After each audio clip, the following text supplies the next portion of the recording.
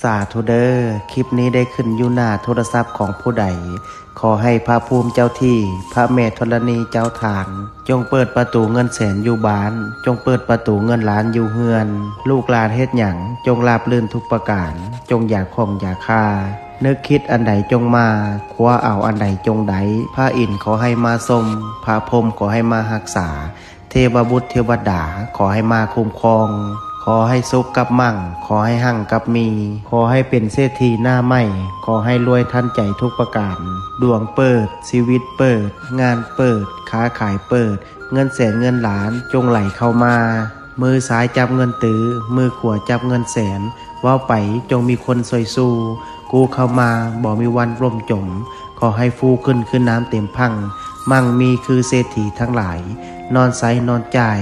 อูอาอูอังนะโมพุทธายะท่านใดที่ได้ร่วมพิมพ์สาธุกดแชร์ออกไปแล้วขอให้สิ่งที่เว้ามาจงเกิดเป็นจริง